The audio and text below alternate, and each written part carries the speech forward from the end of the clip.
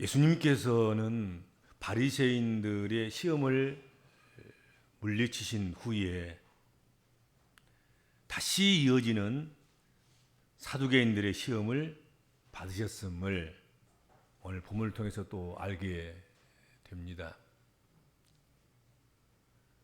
사두개인은 사독 가문 출신의 제사장들 후손들입니다.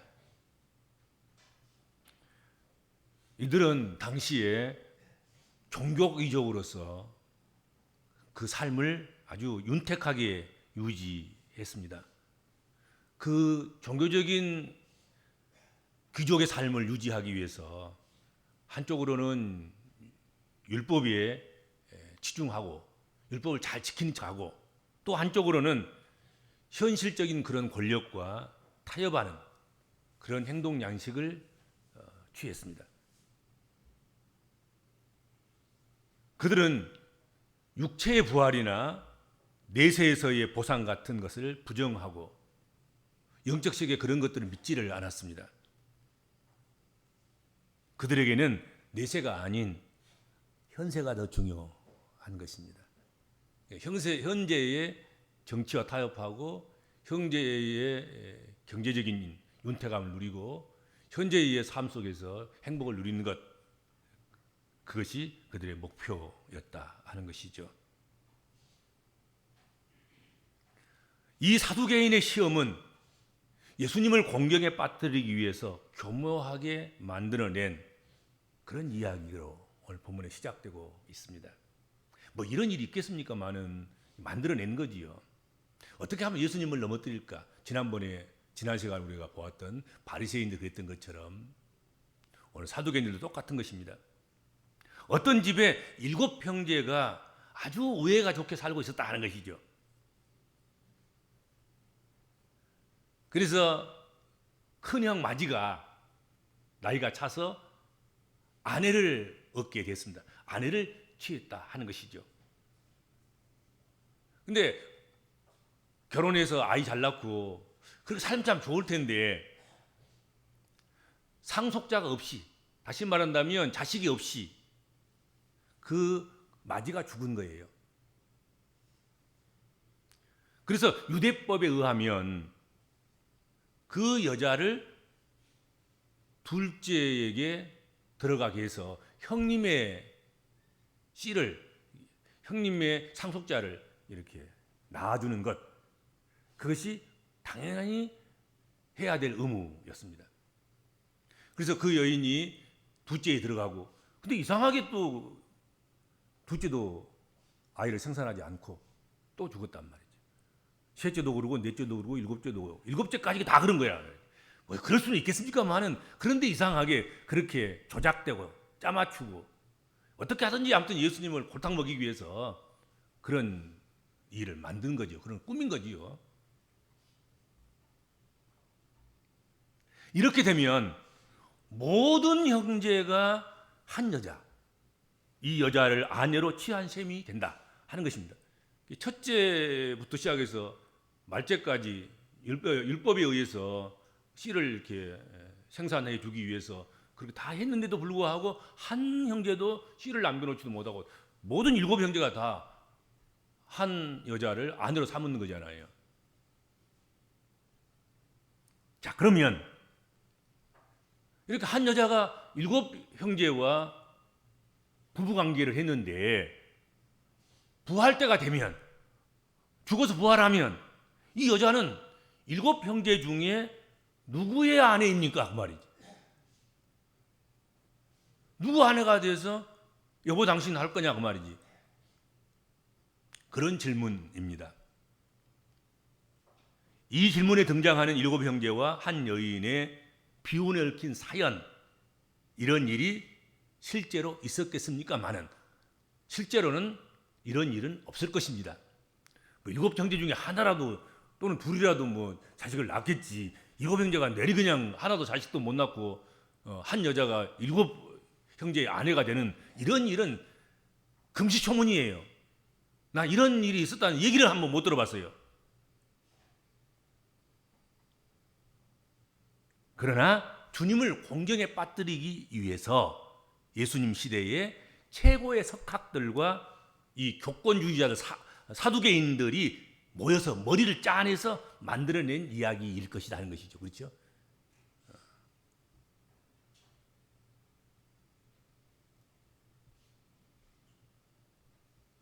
사두개인들이 예수님을 공경에 빠뜨리기 위해서 교묘하게 이야기를 만들어내는 것과 같은 이런 시도는 예수님의 공생애 가운데 끊임없이 반복해서 시도되었다 하는 거지요. 이런 일은 결코 멈춘 적이 없습니다. 바리새인이 했다가 사두개인이 했다가 다음 시간에 율법사가 또 해요. 율법사가 또 다른 문제 가지고 나와서 또 예수께 질문해요. 그렇죠?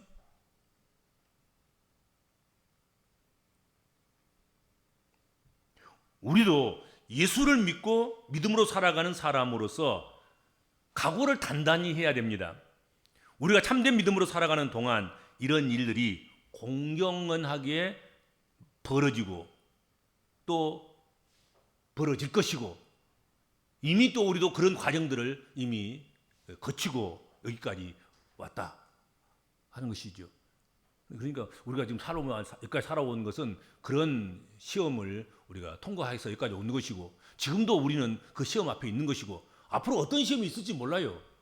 어떤 누가 또 와서 우리를 건들고 말도 안 되는 소리 가지고 우리를 공경에 빠뜨리려고 질문하고 조롱하고 그럴지 알 수 없습니다. 오늘 교회 안에도 사두개인들은 있는 것이며 여러분들 가족 구성원들 가운데에도 사두개인이 있을 수 있습니다. 뿐만 아니라 이 사람 저 사람 다른 사람 지적할 것이 아니라 내 자신이 사두개인일 수도 있겠다 하는 것이지요. 사두개인들은 하나님의 세계에는 관심이 없었습니다. 오직 인간의 생각에서 나오는 불합리성과 불편부당에 대해서만 알 뿐이고 생각할 뿐이고 거기에 관심이 있을 뿐입니다. 그러니까 자기가 이해가 안 되면 틀린 거예요. 그것은 자기가 불편하면 싫은 거야. 그렇죠? 이해가 돼야지 그렇군 뭐 그런 것이고 그리고 편리해야지 좋은 것이고 행복한 것이고 그러지 불편한 것은 나는 몰라요. 나는 필요 없어요. 나와 관계 없어요. 그리고는 관여도 안 하고 거기 속하려고 하지 않고 그런 일을 감당하려고도 하지 않습니다. 사두개인뿐만이 아닙니다. 우리의 시대에도 기독교를 비웃고 교회의 성도들을 비웃는 자들은 오직 성경도 하나님의 능력도 모르면서 인간들만 아는 자들입니다. 우리는 그들과 상대하면서 살아야 하고 그들에게 또 복음을 전하고 이해시키고 가르치고 전파해야 되고 그리고 그들을 믿도록 해야 하는 것입니다. 예수님께서는 그들에게 24절 말씀을 통해서 너희가 성경도 하나님의 능력도 알지 못함으로 오해함이 아니냐 말씀하셨습니다. 하나님의 백성들은 그때나 지금이나 예수님 시대나 지금이나 이 두 가지 것, 즉 성경과 하나님의 능력을 모르면 신앙생활이 세속적이 되고 자기중심적이 된다 하는 거지요. 성경과 하나님의 능력을 알아야 세상을 초월하는 그런 천국적인 그런 삶을 살아갈 수가 있습니다. 하나님을 믿고 섬기는 신앙은 두 가지, 즉 성경과 하나님의 능력에 근거하고 있고 또 근거해야 한다 하는 것입니다. 첫 번째로 성경을 알아야 합니다. 성경을 모르면 오해하게 되어 있다 하는 거지요. 너희가 이런 질문을 하는 것은 사두개인들 너희가 나에게 나와서 이런 질문을 하는 것은 아까 이야기한 거 그 이야기를 내놓고 누구의 아내가 됩니까? 부활 때는 누가 그를 아내로 삼습니까? 누구의 품으로 달려가서 여보 그래야 됩니까? 한 그것은 너희가 성경을 알지 못하기 때문에 그와 같은 질문을 했다 하고 예수께서 말씀하셨습니다. 사두개인들이 성경을 읽지 않았기 때문이 아닙니다. 그들은 성경을 올바로 깨닫지 못했을 뿐입니다. 성경을 읽기도 하고 암송하기도 하고 성경을 사용하기도 하지만 성경을 제대로 깨닫지 못한 거지요. 그들은 성경 말씀에 대한 의미를 모르고 잘못된 사고를 주입시킨 것입니다. 또한 그들은 성경을 하나님 말씀으로 받지 않고 성경에 위배된 부패한 이성을 내세워서 그들이 볼 수 있는 것만 보고 믿을 수 있는 것만 믿으려고 하였습니다. 사두개인들은 구약 성경 시대이지만 구약 성경 전체를 믿은 것이 아니었습니다. 구약 성경 중에서 모세 오경만 성경이라고 인정했습니다. 그리고 모세 오경 중에서도 자신들의 주장과 생각을 뒷받침해 줄 만한 그런 성경 구절들만 내세웠다 하는 거지요. 여러분, 성경은 앞뒤 문맥을 살펴야 하고, 그리고 앞뒤 문맥을 살필 뿐만 아니라 성경 한 권 한 권, 그리고 성경 전체를 아우르는 그 뜻 안에서 조화롭게 말씀이 해석되고 묵상되고, 그리고 그 뜻이 선포되어야 되고, 그리고 믿어져야 하는 것입니다. 그렇지 않으면 오해할 수밖에 없습니다.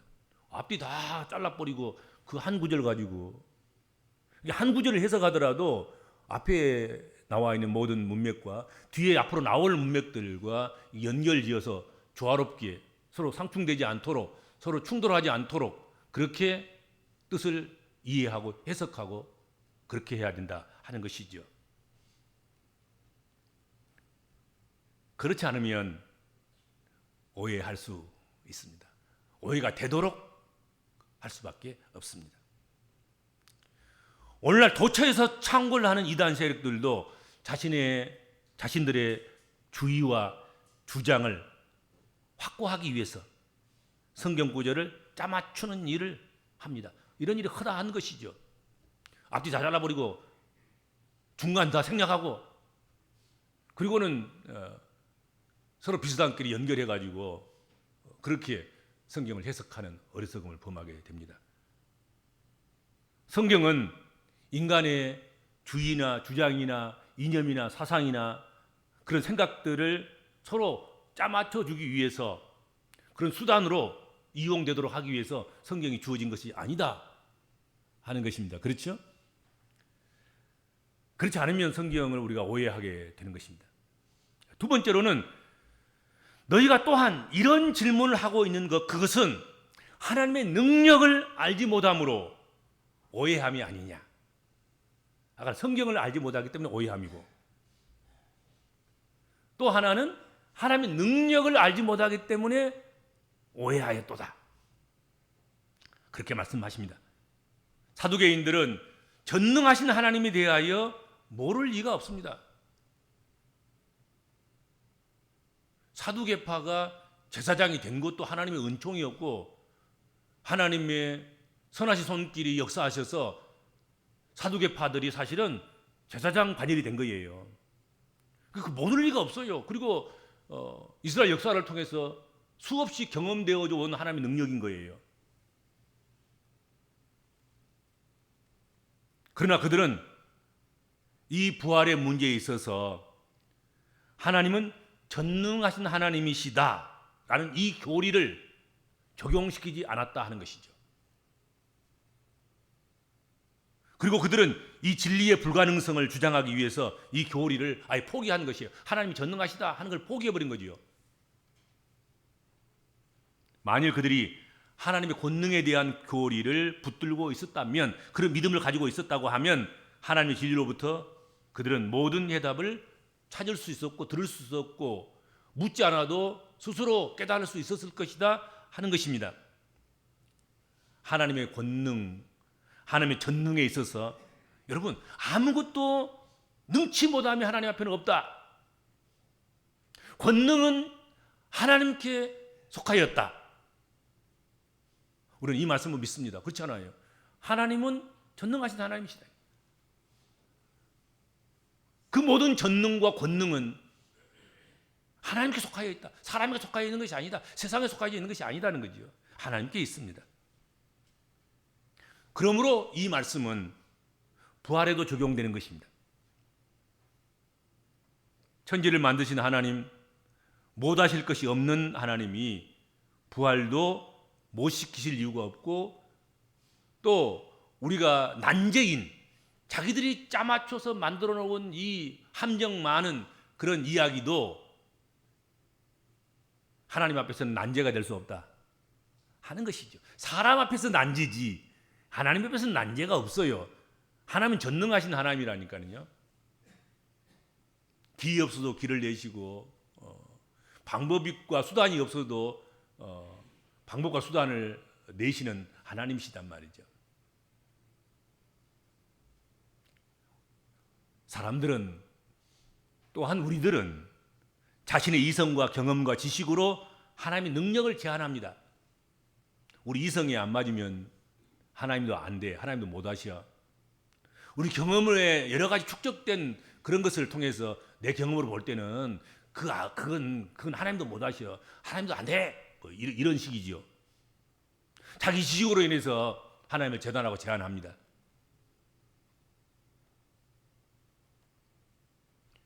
우리가 성경을 읽다 보면 이해할 수 없는 사건들이 많이 기록되어져 있는 것을 보게 됩니다. 홍해의 기적이라든지 오병이의 기적이라든지 예수님께서 무리를 건너시는 기적이라든지 엘리야가 병거 타고 하늘로 올라가는 그런 기적들과 같은, 예수님이 행하신 기적들이 얼마나 많습니까? 또 구약 성경의 선지자들이, 예언자들이 행하신 그런 기적들이 또 얼마나 많았으며, 하나님께서 세우신 일꾼들을 통해서 행하신 기적들이 얼마나 많습니까? 그것이 이성에 맞습니까? 그것이 우리의 경험에 맞습니까? 그것이 우리의 지식에 합당합니까? 그렇지 않지 않습니까? 기적은 그런 게 아닌 거예요. 합당하지 않는 일이 일어날 때 기적인 거지, 합당하게 우리가 깨달을 수 있고 이해할 수 있고 우리의 이성과 지식과 경험으로 헤아려서 알 수 있는 것들이 있다고 하면 그건 일반 상식인 거예요. 일반 상식. 일반 상식을 넘어서야 그 기적인 거지요. 그러지 않겠습니까?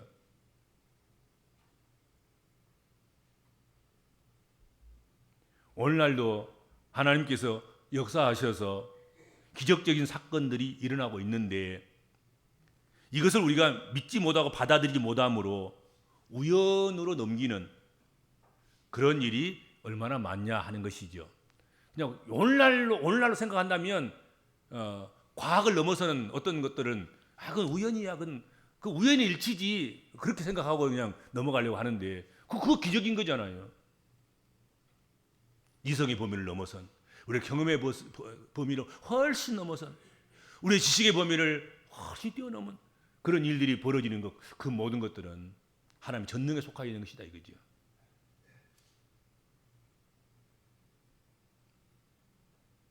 하나님을 우리의 이성과 경험과 지식으로 제한해서는 안 될 것이다 하는 것이죠. 하나님께서는 성경에 나오는 모든 기적들도 하나님 보시기에는, 하나님이 하시기에는 매우 작은 일이며, 심지어 부활도 하나님 능력 앞에서는 별것 아닌 것입니다. 그래서 여러분, 이제 뭐 장례 법들이 시대에 따라서 또 유행에 따라서 아주 민감하게 여러 갈래로 나누고 또 종류가 많아지고 뭐 그러지 않습니까? 그렇죠? 옛날에는 꼭 매장만 고집했잖아요. 특별히 기독교인들은 매장하는 그런 습관이 그걸 선호했단 말이죠. 근데 하나님의 능력에 의하면 여러분, 하나님께서 화장시킨 사람이나 매장시킨 사람이나 수장시킨 사람이나 공중에 새들에게 준 그런 조장이나 무슨 장인들 하나님께서 부활시키는 일에는 여러분 전혀 어렵지 않다는 말이죠. 어떤 장례를 치러도 하나님은 다 부활하실 수 있게 하는 부활의 능력을 가지고 계시는, 부활할 수 있게 하시는 그 능력을 가지신 하나님이시다. 전능하신 하나님이시다. 상관없어요, 여러분들. 뭐 겁내지 마세요. 우리를 12번 태워 죽여도 하나님께서 우리를 부활케 하는 것은 아무 문제가 없다니까. 새들이 물고 날아가도 바다에 던져서 고기가 다 우리를 뜯어먹고 아무것도 없는 상태에 놓여진다 하더라도, 땅에 던져서 풀과 나무에 거름이 됐다 하더라도, 지렁이 밥이 되었다 하더라도, 지렁이 수억 마리의 구더기가 우리를 다 갈기갈기 찢어서 다 삼켜서 먹었다 하더라도 하나님께서 우리를 부활하게 하시는 데는 아무 문제가 없는 거예요.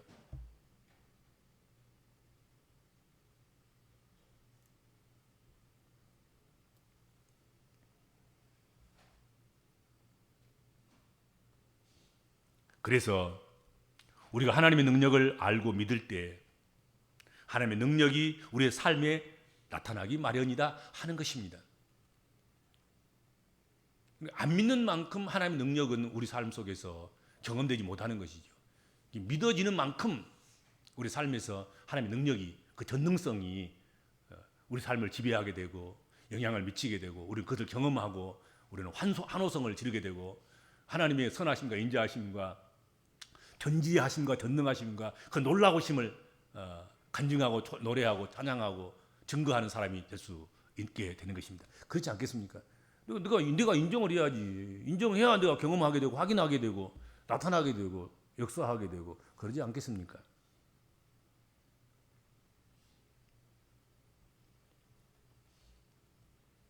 사렙다 과부와 나아만 장군 이야기를 우린 잘 압니다. 그들이 인정하지 않을 때는 경험할 수 없었습니다. 그러나 인정하는 순간 사렙다 과부는 놀라운 하나님의 전능성을 경험하게 되었고, 나아만 장군은 그냥 요단강에서 7번 물에 들어갔다 나왔다 하는 가운데서 나병은 사라지고, 그 살같이 어린아이가 살같이 그렇게 아주 뽀얗게 그렇게 바뀌었다. 그걸 경험한 거잖아요. 그렇잖아요. 하나님의 전능을 인정하고 그렇게 하라는 대로 했더니 기름이 떨어지지 않았고 나병이 깨끗하게 돼서 어린애 피부가 막 그냥 얼키설키 막 썩어가는 그 피부가 어린아이 살과 같이 그렇게 아주 포동포동하고 뽀얀 살갗이 됐다. 성경 그렇게 증거하고 있지 않습니까? 그렇죠? 우리 복음적인 성도들은 하나님의 능력을 믿음으로 삶의 하나님의 능력을 경험하고 부활의 영광을 얻는 복된 백성이 되어야 하고 또 된 줄로 믿습니다.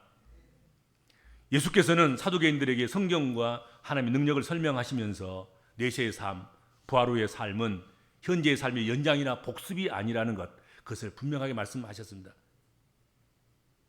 내세의 삶과 부활 후의 삶은 다른 차원, 즉 새로운 차원이라는 것입니다. 흔히들 부활을 이생의 삶이 영원히 연장되는 것으로 믿습니다.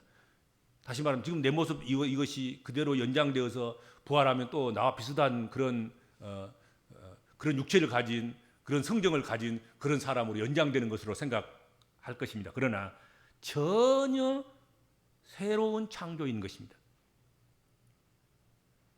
비록 부활 후에도 우리가 성도가 성도로 서로 인사도 하고 얼굴도 알아보고 서로 만져볼 수도 있겠지만 그 이상은 우리 한계를 넘어서 있기 때문에 이해할 수 없습니다. 그러므로 부활에 대한 성도의 삶에 대해서 이러쿵저러쿵 하는 말은 거의가 다 근거 없는 말입니다. 새로운 창조인데 그때 가서 경험해봐야 아는 것인데, 그리고 개별적이고 한 사람 한 사람의 새로운 창조인데 그냥 이야기하는 것은 그냥 추측해서 그냥 상상적으로 불러일으킨 상상의 동화에 불과한 것입니다. 근거 없는 것에 몰두해서 논쟁을 일삼을 일이 아니다 하는 것이죠. 그래서 예수님은 부활에 대해서 근거를 찾거나 기준으로 삼으려면 그것은 바로 성경과 하나님의 능력 두 가지라는 것입니다. 성경에 있냐 없냐, 성경에 뭐라고 말씀하시냐, 하나님의 능력을 믿냐 안 믿느냐, 하나님의 능력이 다 있다. 성경과 하나님의 능력. 너희가 성경과 하나님의 능력을 알았더라면 그런 오해를 하지 않았을 것이다. 그러나 너희가 성경과 하나님의 능력을 모르기 때문에 그와 같은 오해를 한 것이다. 그렇게 말씀하신 것입니다. 성경도 하나님의 능력도 믿지 않고 모르면서 하나님의 일을 말하는 것은 어리석을 뿐이다 하는 것이죠.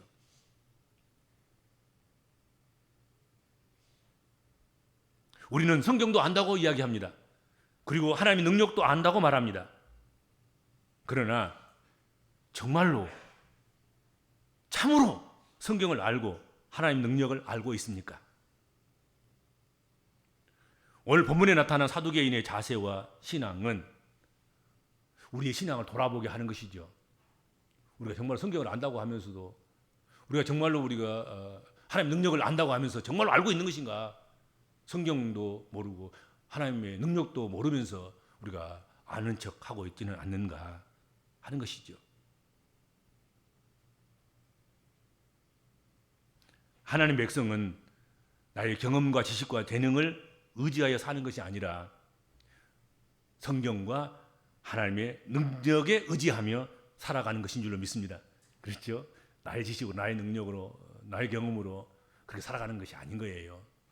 성경을 알고 하나님의 능력을 알아서 성경을 믿고 하나님의 능력을 믿고 하나님의 말씀과 그리고 하나님의 능력을 의지하면서 살아가는 것, 그것이 올바른 신앙이고 올바른 삶이고 우리가 살아내야 할 앞으로의 삶의 과정인 줄로 믿습니다. 기도하겠습니다. 주님, 감사합니다. 우리로 하여금 성경도 알고 하나님 능력도 알아 오해함이 없는 바른 삶을 살게 하시고 또 바른 것을 증거하며 살아가는 하나님 백성 되도록 복을 허락하여 주옵소서. 예수님의 이름으로 간절히 기도하옵나이다. 아멘.